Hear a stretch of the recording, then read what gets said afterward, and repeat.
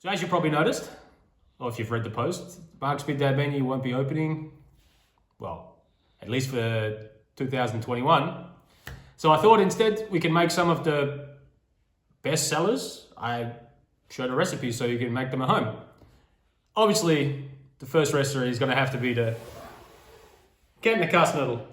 It was the best seller out of the whole time I was open. So to start with it, we start with the dough. Obviously, I've had to shrink the recipes that I actually used when I've done it too, because otherwise I'm going to be making way too many portions. So this one's going to should make about nine individual Kasnudeln. So you're going to need 300 grams of universal flour. You're going to need 150 mils of water. That's going to be give or take, because you're going to just have to have a look at the dough, and then I'll show you what it's going to, the right consistency and everything. You're going to need 1 egg and also 1 teaspoon of salt. So when you're making the dough, obviously you can knead all this by hand. This does not have to be, but I'm using a stand mixer. So, I'm going to measure out straight into the bowl here. You're going to put your flour, 300 grams of your plain flour. And then salt, straight in. So the salt straight in, and you're going to crack your egg in, like so. And then we're going to put it on the stand mixer. Okay, so once you get your bowl and your stand mixer there, you're just going to put it on, and you're just going to turn it on at a slowly to start, and we're just going to get the egg and the flour and everything incorporated before we start adding the water. So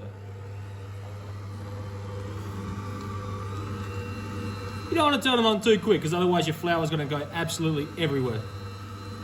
So just let that run for about 30-45 seconds just to start getting incorporated, and then we'll start adding some water in. So once your mixture's looking a little bit like that, now I've also noticed that the water, if your water's just a little bit warm, not hot or it's like tepid, I would say, it helps that, I feel it helps it incorporate a little bit better with the flour. So we'll just start adding the water in. I wouldn't add all the 150 mils in, I would just add sort of, just add a little more than about 3/4 of it. And then we'll just get that mixed in, and then we'll see where we need once this is all mixed in. And also, you can start increasing the speed a little bit once it's getting more incorporated there. This has been running for not long, about 30 seconds, and I can already see it's just going to need some more water. So I'm just going to add a little bit. I'm just going to keep adding a little bit until I realise that it's got enough there. Okay, once your dough is looking a little bit like this, it's a little bit sticky, but it's not completely wet, it's not completely dry. Now you're going to turn the mixer back on, you're going to let it mix for about 4 to 5 minutes, and then we'll come back when that's on about a medium speed.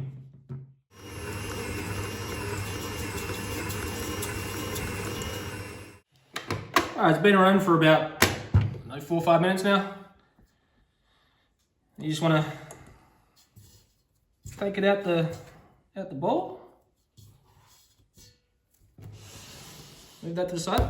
Just put on your work surface and just put a little bit by hand.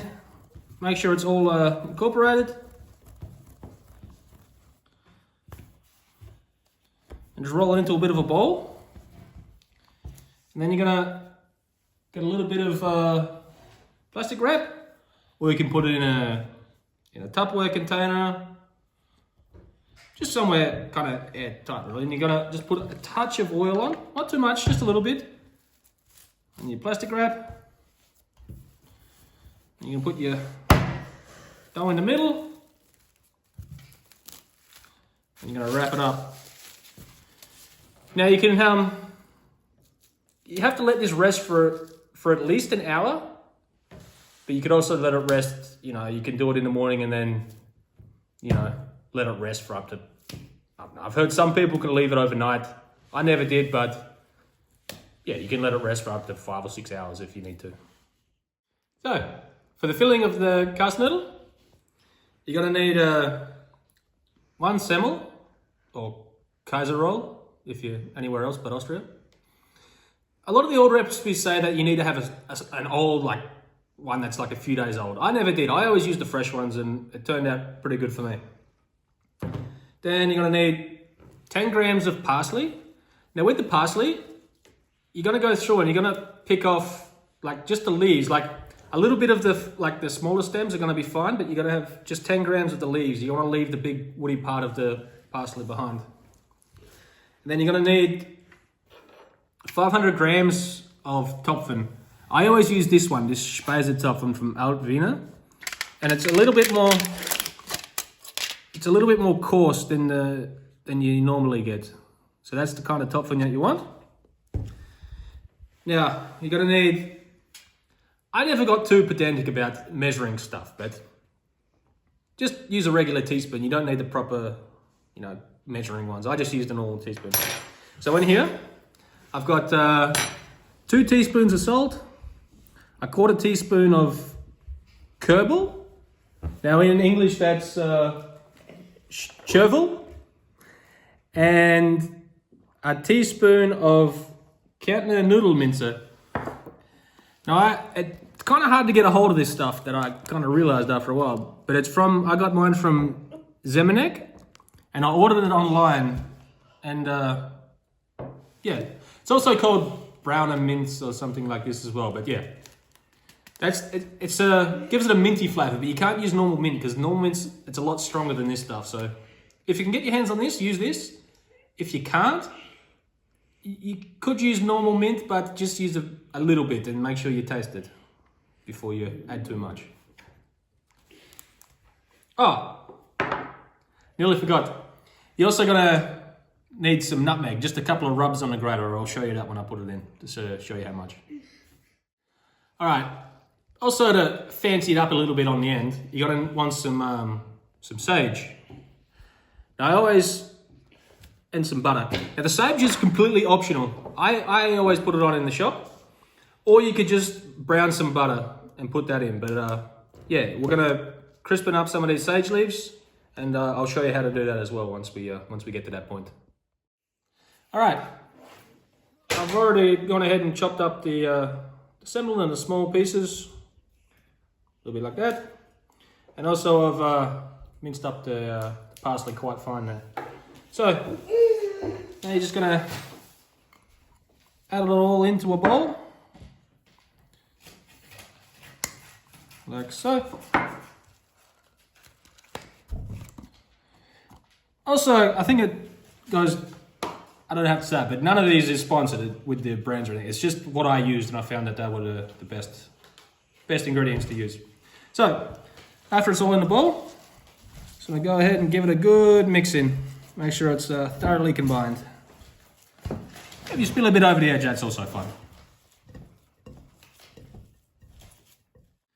All right, once you've got it all mixed up, now, if it doesn't, once it's all mixed up, you just want to grab a piece, and you want to just squeeze it together. Now, if it's too dry and it's not holding together like that, you can add a little bit of milk. That's totally fine. I used to do that as well if it was a bit too dry. Just add a little bit of milk until it comes together and it's holding together like that, and it's good to go. So, also once you get it to this stage, you just want to grab a piece and give it a taste. Make sure it's also, and I completely forgot an ingredient. No nutmeg. So, with the nutmeg, that's all you need for the nutmeg. It's very kind of powerful, so we'll give that a mix in. All right, once that's all done, we'll give it another taste. And that's pretty good. Once it's all mixed in and you're ready to portion out, you're gonna get portioned out into little bowls. So I do 60 grams of this mix per portion. Okay. So once you get your 60 grams there, just get it into a bowl. You want it quite compact. Not, you don't have to like sit there and push it for hours, but yeah, you just want it quite compact and just put it into a bowl and then put it to the side and go ahead and portion out the rest of them. All right, you want to get a pot of water on to the boil. Now I've just got obviously water in there, and you want to liberally salt that. Nice salt. And then you want to bring that to the boil. Now once you bring it to the boil, then you're going to turn it back down so it's at a bare simmer. The reason why I bring it to a boil is once it's at the boiling point, the salt's thoroughly like dissolved and it's all mixed in. You don't have to worry about that. So I like to bring it to a boil and then turn it back down. Okay, after your dough's rested for, well, we had it resting for a few hours because we had to do a few things. But once your dough's rested, now this one's still, my dough's quite sticky actually, but it's fine. So you just want to lightly dust a part of your work surface, and then you're gonna cut a chunk off, like so. Now while you're working with that, you just want to put your glad rack back over the top, let that sit there.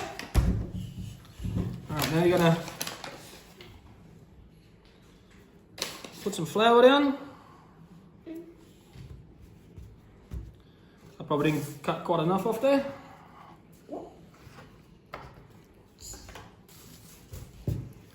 All right. Now I like to get it into a bit of a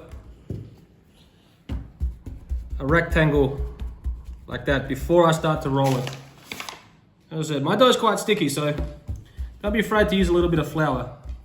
All right, once you got it sort of pushed out to a rectangle, you just want to start rolling it out.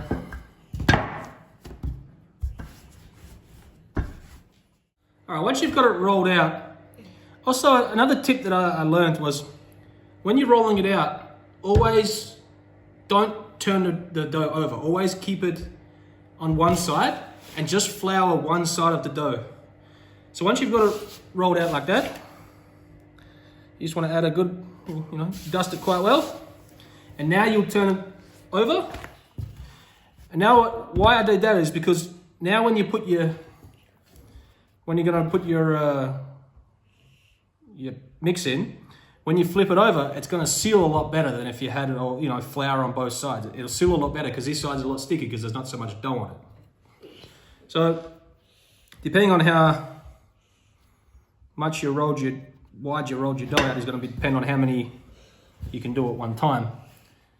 Also, I rolled it out a lot bigger and I got up to 6, and I realized that, I don't know what, for some reason, it didn't seal as good as when I put 6 on there at one time. So the most I ever go now is 4, and that seems to seal a lot better. I don't know why, it's just the way it is. So, once you get them all on there, you're just gonna flip them over like so, and then you're gonna make sure that it's nicely in there, and just get your hands around and push. And actually, when you push down with these 2 fingers, you want to just pull back on it a little bit so it gets a good seal. And then just work your way along. And after each one, just make sure you push down on here again, because if you go on to the next one, sometimes it actually pulls it up again. So just make sure you got a good seal before you move on to the next one and push down on that. Once you've got them all sealed on there, I like to go along and just give it a good press down at the front. On the sides, make sure they're all nice and sealed up. Yeah, I like to make this flat because if it's too thick, then it's also not so good at the front there. So I like to push that out a little bit. All right, once you got them all in there, you just want to get a cutter. Now, there's heaps of these little cutters around. The one I was using, actually, it was a little bit more of a zigzag, but I stole that off Oma and she found out and she took it back. So now I'm using this one. So, I'm just gonna go ahead and cut around. And once it's cut, a little bit of flour down. And there's your cast noodle. And then just go along and cut the rest of them out. This is completely up to whoever's doing it too. How much like pasta you want at the front. It's completely up to you.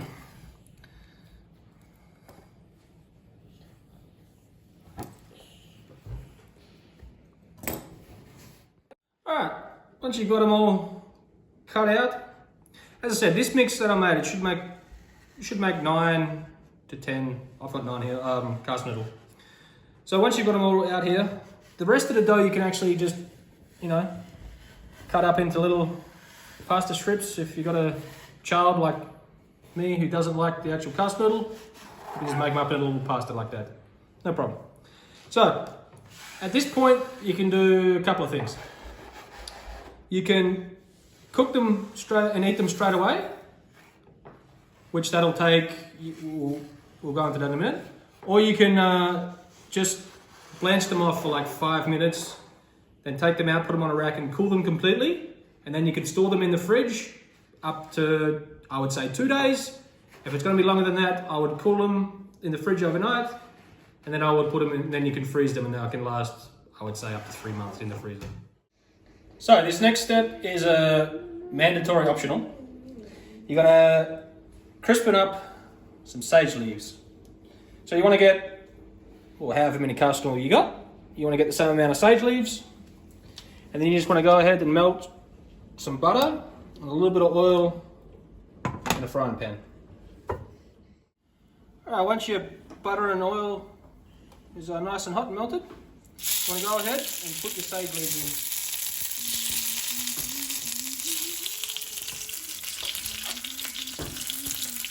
The best way I learned to do this is to use a fork, because you want to flip them over at least once while you're cooking.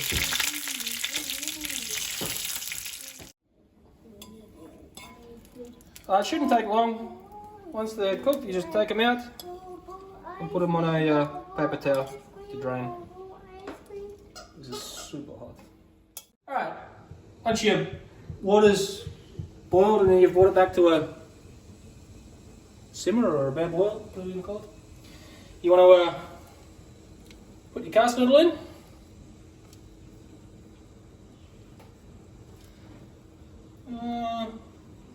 We'll do about half. And one more. Alright, so you're going to cook these now. If you're going to be eating them tomorrow, you just want to cook them for 5 minutes like this. And take them out and cool them down. But if you're going to eat them right away, you're going to cook them for 12 to 15 minutes. Alright, while you're waiting for your cast noodle to cook, you want to brown off some butter. So get a little bit of oil in your pan, put some butter in, and brown it.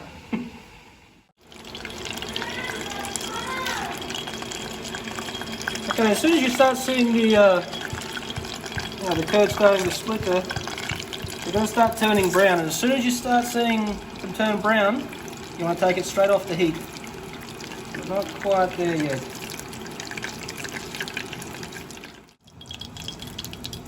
I don't know if you can see it in the camera there, but it's just starting to turn brown now. So you want to take it off the heat. When you get a bit of extra sage, put it in the butter, and just mix it around a little bit so it doesn't burn. Once you have sages in there and it stopped bubbling away, and you just want to put it to the side, put a lid on it, and but keep it off the heat. Alright, once your noodles go in for 12 or 15 minutes, just get yourself a slotted spoon, take them out. Okay, once your cast noodle is cooked, plate it up. You just want to get one of your sage leaf on top. Get your brown butter and just spoon it over the top.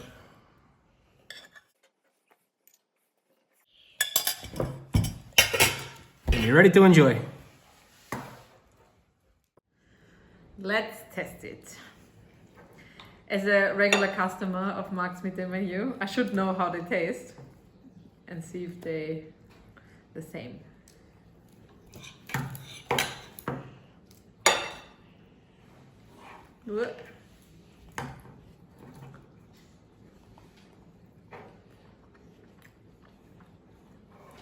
Very good.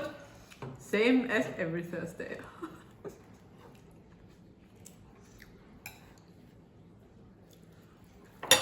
Crispy sage, silky smooth dough, filling just like my grandmother's. Perfect.